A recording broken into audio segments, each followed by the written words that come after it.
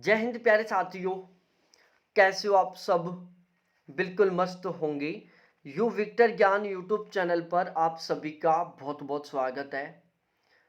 मैं doctor Ajay Sharma, writer and educator, आपका आपके अपने इस यूट्यूब चैनल पर बहुत बहुत स्वागत करता हूं। उत्तर प्रदेश में स्पोर्ट्स कोटा से पुलिस कांस्टेबल की भर्ती निकली हुई है। इसके बारे में इस वीडियो में हम बिल्कुल डिटेल से सब कुछ जानने वाले हैं। इस वीडियो में स्पोर्ट्स कोटा की इस भर्ती को लेकर आपके दिमाग में जितने भी क्वेश्चन चल रहे हैं, हर एक क्वेश्चन का आपको जवाब मिलने वाला है। आपके दिमाग में अलग अलग तरीके के क्वेश्चन चल रहे होंगे कि क्या हम स्पोर्ट्स कोटा से पुलिस कांस्टेबल बनते हैं तो क्या हमें एक जो नॉर्मल पुलिस कांस्टेबल है उसी की तरह हमें ड्यूटी देनी होगी, या हमें आगे स्पोर्ट्स में खेलने का मौका मिलेगा। क्या हमारी सैलरी बिल्कुल एक नॉर्मल पुलिस कांस्टेबल की तरह होगी? क्या हमें जो सुविधाएं प्रोवाइड करवाई जाएंगी वो एक नॉर्मल पुलिस कांस्टेबल की तरह प्रोवाइड करवाई जाएंगी या नहीं प्रोवाइड करवाई जाएंगी? तो इस तरीके से आपके दिमाग में जितने भी क्वेश्चन चल रहे हैं, हर एक क्वेश्चन का आपको यहाँ पर ऑथेंटिक तरीके से जवाब मिलने वाला है। साथ ही साथ आपको ट्रेनिंग के दौरान और ट्रेनिंग के बाद भी कितनी सैलरी मिलेगी। यदि आप स्पोर्ट कोटा से पुलिस कांस्टेबल बन जाते हो तो जब आपकी ट्रेनिंग चलेगी, लगभग 10 महीने की ट्रेनिंग होगी, तो इस दौरान आपको कितनी सैलरी मिलेगी। जैसे आपका ट्रेनिंग कंप्लीट होगा उसके बाद भी आपको कितनी सैलरी मिलेगी। वीडियो बहुत इंटरेस्टिंग होने वाला है, बहुत महत्वपूर्ण होने वाला है। जो भी हम डिस्कस करेंगे बिल्कुल 100% सही जानकारी, ऑथेंटिक जानकारी के साथ डिस्कशन करेंगे। तो वीडियो को बिना स्किप किए लास्ट तक जरूर देखना। तो अब हम अपने इस वीडियो की शुरुआत करते हैं। अभी तक आपने इस चैनल को सब्सक्राइब नहीं किया तो प्लीज एक बार चैनल को सब्सक्राइब करो, वीडियो को लाइक करो, आपके जितने भी दोस्त हैं उन सभी के साथ एक बार जरूर शेयर करो। तो अब हम एक एक करके इनके बारे में डिस्कस करते हैं। देखो, स्पोर्ट्स कोटा से जो पुलिस कांस्टेबल बनते हैं और जो नॉर्मल एक भर्ती से पुलिस कांस्टेबल बनते हैं, दोनों बिल्कुल एक समान होते हैं। ठीक है। स्पोर्ट्स कोटा से अलग से भर्ती इसलिए निकलती है कि जो कैंडिडेट स्पोर्ट्स खेलते हैं, जैसे कोई कैंडिडेट किसी भी गेम में स्पोर्ट्स खेल रहा है, ठीक है, उसने स्टेट लेवल से कोई मेडल जीता है, या फिर उसने नेशनल लेवल पर कोई मेडल जीता है, या फिर इंटरनेशनल लेवल पर कोई मेडल जीता है, तो गवर्नमेंट के द्वारा उसको एक अच्छा मौका दिया जाता है कि भाई आप डायरेक्टली जॉब में लग सकते हो। ठीक है, इसलिए उनकी एक अलग से भर्ती निकाली जाती है। सामान्यतः जो भर्तियां निकलती है उसमें 2% रिजर्वेशन होता है स्पोर्ट्स कोटे का, लेकिन अलग अलग डिपार्टमेंटों में कई बार स्पोर्ट्स कोटे की अलग से भर्तियां निकाल दी जाती हैं। जैसे फिलहाल में उत्तर प्रदेश पुलिस विभाग में निकाली गई है कांस्टेबल की। इस भर्ती में केवल वो कैंडिडेट फॉर्म अप्लाई कर रखे हैं जो स्पोर्ट्स कोटा से हैं, मतलब जिन्होंने स्पोर्ट्स से कोई मेडल जीत रखा है। ठीक है, वही कैंडिडेट यहाँ पर अप्लाई कर सकते हैं। ठीक है, अब यहाँ पर हम इनकी ड्यूटी के बारे में डिस्कस करें कि जॉब प्रोफाइल क्या रहने वाला है। देखो, एक जो नॉर्मल पुलिस कांस्टेबल होता है उनका काम क्या होता है, पुलिस कांस्टेबल बनने के बाद में वो उनका जो थाना क्षेत्र है उसमें वो सुरक्षा व्यवस्था को बनाए रखने का काम करते हैं। ठीक है, कि वहां पर कोई किसी तरीके की आपराधिक गतिविधियां ना हो, वहां पर कोई झगड़ा वगैरह होता है तो उसको कंट्रोल करते हैं, कोई खराब स्थितियां पैदा होती है तो उनको वो कंट्रोल करते हैं, वहां के जो क्षेत्र के जो लोग हैं उनकी वो सुरक्षा करते हैं हर एक तरीके से। भाई आज हम नाइट में बिल्कुल अच्छे तरीके से सोते हैं, दिन में अच्छे तरीके से सोते हैं। हमारी सिस्टर है, हमारी जो माँ है, बहन है, ये सभी के सभी मार्केट में आसानी से जाकर आ जाती है। ठीक है, आराम से बिल्कुल खुले में घूम पाती हैं। तो इसके पीछे सबसे बड़ा रीजन है केवल और केवल पुलिस का। ठीक है, पुलिस है तो हमें सुरक्षा है। तो इसी तरीके से ये जो स्पोर्ट कोटा से जो पुलिस कांस्टेबल बनते हैं ना, इनके पास भी दोनों ऑप्शन रहते हैं। ये आगे खेलना चाहे तो इनको खेलने का मौका भी मिलता है कि आप आगे गेम खेल सकते हो। ठीक है, बाकी इनको बिल्कुल एज ए पुलिस कांस्टेबल काम करना होगा। जिस तरीके से एक सामान्य भर्ती से सेलेक्ट होकर पुलिस कांस्टेबल बनता है ना, बिल्कुल उसी की तरह आपको काम करना होगा। ठीक है, वही बिल्कुल आपका फिक्स ड्यूटी टाइम होगा, वही आपको यूनिफॉर्म में थाने में जाना होगा, वापस आना होगा, उसी तरीके से आपको सारी की सारी फैसिलिटी प्रोवाइड करवाई जाएंगी। ठीक है, अब हम जॉब प्रोफाइल के बारे में डिस्कस करें तो ये आपको समझ में आ गया है कि आप यदि स्पोर्ट्स कोटा से पुलिस कांस्टेबल बनते हैं, ठीक है, और आप आगे कोई गेम वगैरह नहीं खेलते हैं और आप चाहते हैं कि यार अब हम गेम नहीं खेलेंगे, अब हम ड्यूटी करेंगे, तो आप यहाँ पर बिल्कुल एज ए कांस्टेबल ड्यूटी कर सकते हो। ठीक है, और यदि आप आगे खेलना चाहते हो तो भी आपको सारी की सारी वो सुविधाएं मिलेंगी जो एक सामान्य पुलिस कांस्टेबल को मिल रही है। ये आपको ध्यान रखना है। ठीक है, ऐसा नहीं कि चलो आप स्पोर्ट्स कोटे से आगे खेल रहे हो और आपको सुविधाएं नहीं मिलेंगी। भाई आप यदि खेलोगे तो भी आपको सभी की सभी सुविधाएं यहाँ पर प्रोवाइड करवाई जाएंगी। ड्यूटी टाइम के बारे में डिस्कस करें तो प्यारे साथियों, आप पुलिस में किसी भी पोस्ट के लिए भर्ती हो, यहाँ पर 24/7 ड्यूटी टाइम रहता है। आपका कोई फिक्स टाइम नहीं होता, ठीक है। ऐसा नहीं कि जैसे टीचर का मॉर्निंग 10 से शाम को 5 बजे तक होता है, ठीक है, ऐसा नहीं होता। यहाँ पर आपकी 24 घंटे की ड्यूटी होती है। सामान्यतः लगभग इनको 8 घंटे काम करना होता है। वो अलग अलग शिफ्ट बनी हुई होती है, 3 शिफ्टों में ड्यूटी चलती है, 8 घंटे 8 घंटे 8 घंटे, इस तरीके से 24 घंटे कवर हो जाते हैं। कभी आपकी नाइट में लग सकती है, कभी आपकी मॉर्निंग में लग सकती है, कभी आपकी इवनिंग में लग सकती है, ठीक है। उसके बाद हम यदि वर्कलोड के बारे में डिस्कस करें तो वर्कलोड यहाँ पर सिचुएशन पर डिपेंड करता है।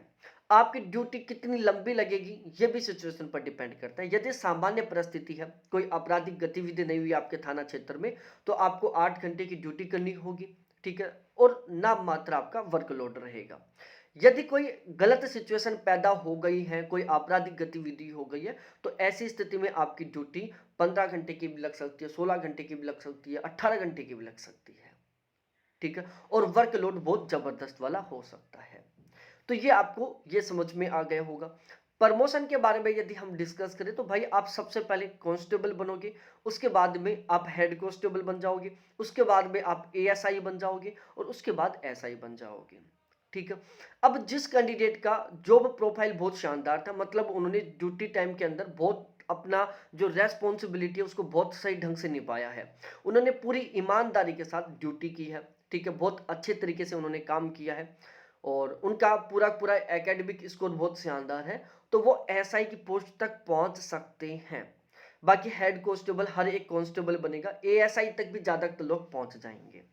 तो आप सबसे पहले कांस्टेबल बनोगे, फिर हेड कांस्टेबल में प्रमोशन हो जाएगा, फिर आपका एएसआई में प्रमोशन हो जाएगा, और उसके बाद में आपका एसआई के तौर पर प्रमोशन हो जाएगा। एसआई तक केवल कुछ लोग पहुंच पाएंगे, ज्यादातर लोग हेड कांस्टेबल पर तक पहुंच पाएंगे, कुछ लोग हैं जो एएसआई तक पहुंच पाएंगे। वो डिपेंड करेगा, सभी बहुत सारी सिचुएशन है उनके ऊपर वो डिपेंड करता है, ठीक है। अब हम यहाँ पर देखते हैं, देखो जब आप यहाँ पर सिलेक्शन प्रोसेस को समझाता हूँ, देखो सिलेक्शन प्रोसीजर के बारे में आपको पता होगा। देखो यहाँ पर आपका फिजिकल नहीं होगा, नहीं आपका यहाँ पर कोई रिटन एग्जाम होगा। आपका जो यहाँ पर सिलेक्शन होगा ना, वो होने वाला है आपके स्पोर्ट्स के बेस पर। अब स्पोर्ट्स के बेस पर क्या होगा, देखो आपका टोटल 100 नंबर का टोटल मार्क्स रहेंगे, उसमें से आपका टोटल स्कोर जोड़ा जाएगा। 100 में से जिसके ज्यादा नंबर आएंगे ना, उसका यहाँ पर क्या हो जाएगा, सिलेक्शन हो जाएगा।